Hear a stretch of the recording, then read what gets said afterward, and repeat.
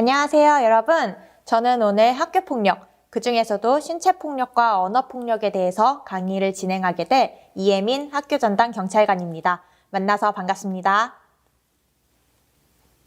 오늘 배울 내용은 신체폭력과 언어폭력인데요. 이미 여러분들은 신체폭력과 언어폭력이 어떤 것인지 너무 잘 알고 있을 것 같아요.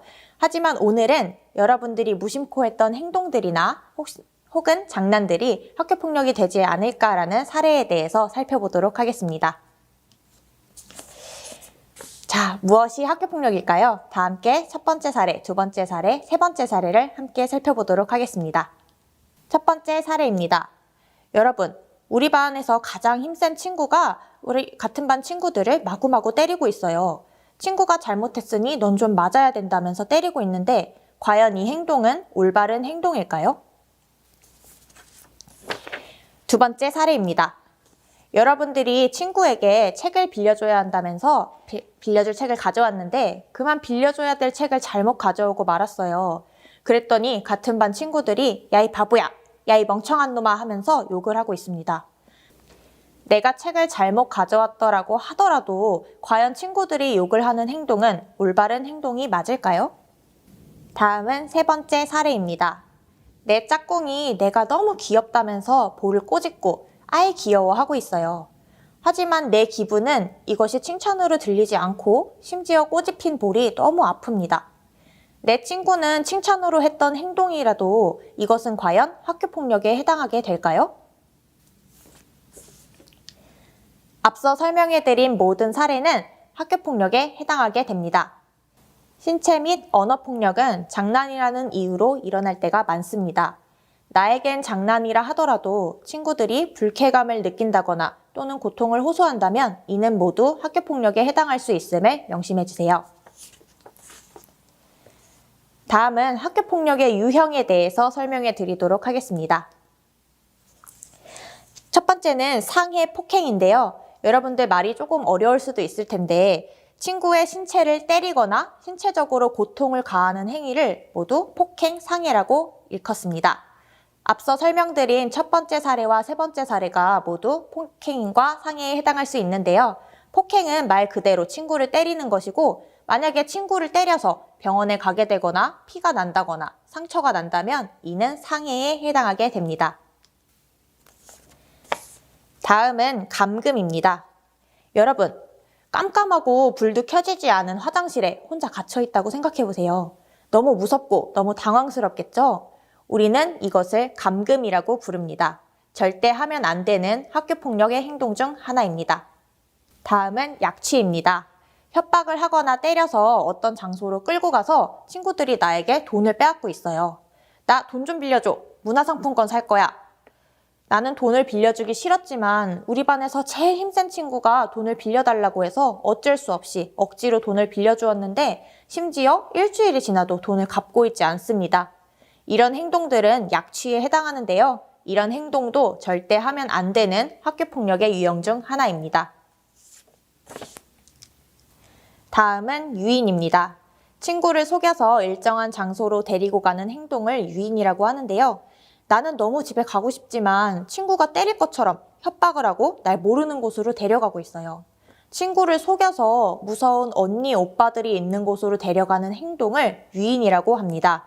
이 또한 절대 하면 안 되는 학교폭력의 행위 중 하나겠죠?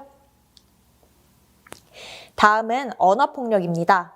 모욕과 협박이라는 언어폭력 두 가지 종류가 있는데요. 모욕은 많은 사람들 앞에서 나에게 창피한 말을 하는 것을 뜻합니다.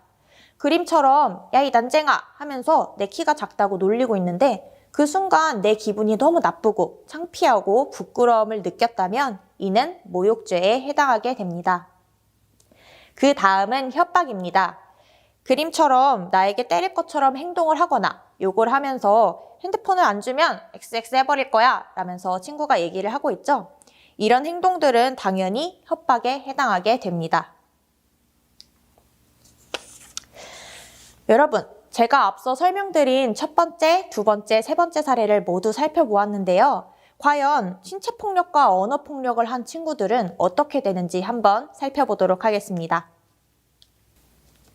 학교폭력 가해로 인한 행위는 반드시 밝혀지게 되고 학교에서 학폭위 처분이나 경찰서에서 조사를 받는 등 반드시 처벌을 받을 수 있습니다. 또한 지금 당장 밝혀지지 않게 되더라도 여러분들을 두고두고 따라다니는 문제가 될 수 있습니다.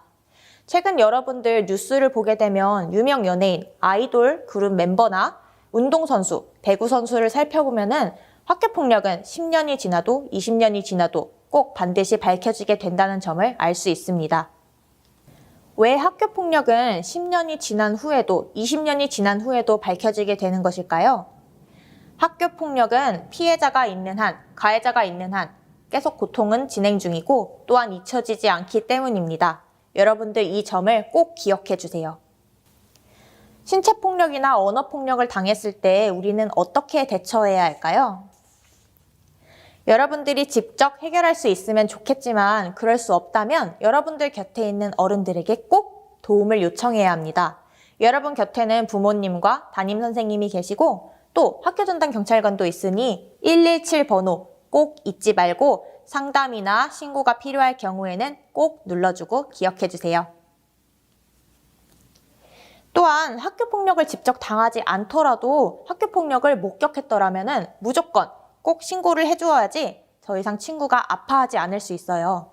여러분들이 신고를 해준다면 힘들 때 옆에 있어주는 친구가 얼마나 소중한 존재인지 알게 되고 또한 학교폭력의 피해를 멈출 수 있습니다. 여러분, 오늘 수업 잘 들으셨나요? 오늘 수업 잘 들으셨다면 제가 준비한 2가지 퀴즈 모두 잘 맞추실 수 있을 거예요. 자, 첫 번째 문제입니다. 친구를 장난으로 때리는 것은 학교폭력이 아니에요. 나는 장난으로 때렸으니까 친구가 아파하더라도 이것은 학교폭력이 아니야. 과연 정답은 무엇일까요? 정답은 X입니다. 상대방이 아파하고 괴로워한다면 그것은 당연히 학교폭력에 해당하게 됩니다. 2번째 문제입니다. 어렸을 때 친구를 때리거나 욕한 경험들은 내 인생에 별로 도움을 주지 않을 것이에요. 내가 친구를 괴롭히고 따돌렸다면 그것은 졸업하고 나면 모두가 기억하지 못하는 한순간의 실수로 넘어가게 되는 것일까요? 정답은 X입니다. 피해자가 있는 한 학교폭력의 가해자는 절대 잊혀지지 않습니다. 최근 뉴스를 살펴보게 되면 학교폭력을 저지른 유명 연예인들, 운동선수들 모두 다 밝혀지게 된 점을 보면 알 수 있습니다. 여러분, 오늘 수업 어떠셨나요? 신체폭력과 언어폭력의 유형을 잘 알아두고 여러분들 친구를 괴롭히지 말기로 꼭 약속해주세요. 또한 피해를 입은 친구를 보았다면 그냥 지나치지 말고 117이나 부모님, 선생님께 알려서 더 이상의 피해가 나오지 않도록 꼭 용기 내어주시기 바랍니다. 제가 준비한 수업은 여기까지고요. 다음번에는 새로운 유형의 학교폭력을 들고 오도록 하겠습니다. 이상입니다. 감사합니다.